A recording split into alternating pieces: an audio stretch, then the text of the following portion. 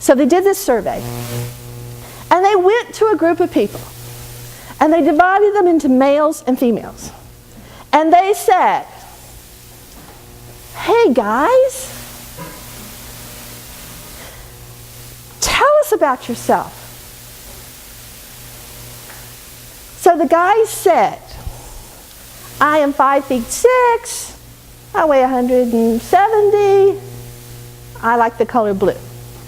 Then they went to the group of women and they said, tell us about yourself.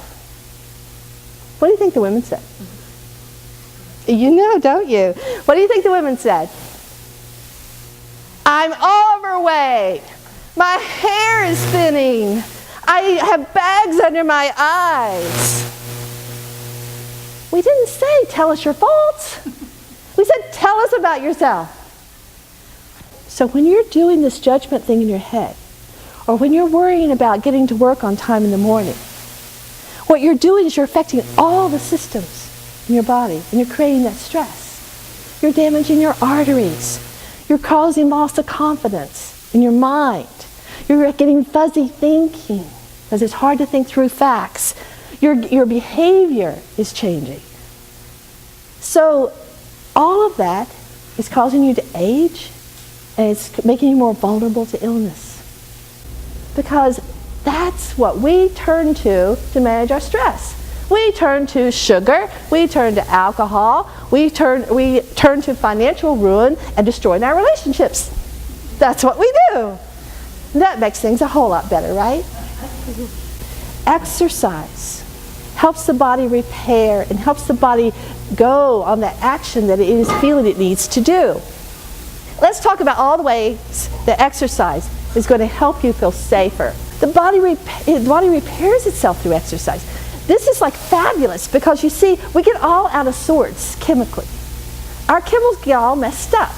And we go to the doctor, and the doctor will give us medication, and the medication will work on one chemical like norepinephrine, or it'll work on serotonin. But the problem is the body's a system, and all those chemicals interact. When you exercise, you reset the balance in your body. It delays or reverses aging. I'm really 92 years old. It gives you a sense of mastery. When they did the studies about people who have very busy lives, what they found out was that people who took time out to exercise believed that they had a better life balance than people who didn't. It doesn't really make sense, because if you take an hour and a half, 2 out of your day to go exercise, it looks like you're adding something on. But something happens when you exercise so that you feel more of a sense of mastery over your life, and you feel more in balance, and you feel happier and more at peace with your life.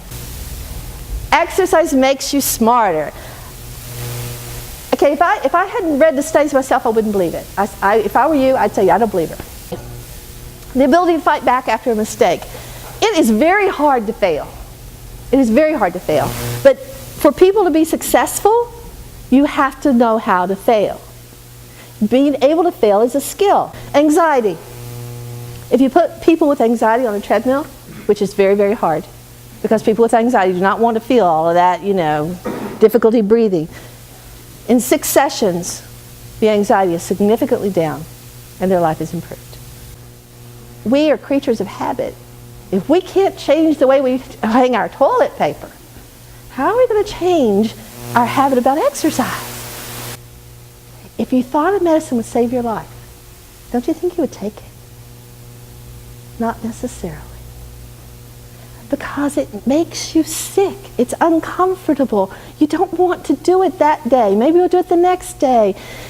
It's very, very hard to do something new that hurts, that feels uncomfortable. Maybe it feels uncomfortable to walk in the door of the gym. Maybe it feels uncomfortable because you were much more fit a few years ago, and it's uncomfortable to face yourself. Maybe you want to lose weight before you come to the gym. When it's uncomfortable, we don't want to do it. And so it's hard to start exercising when it's a long-term reward and it's a short-term hurt.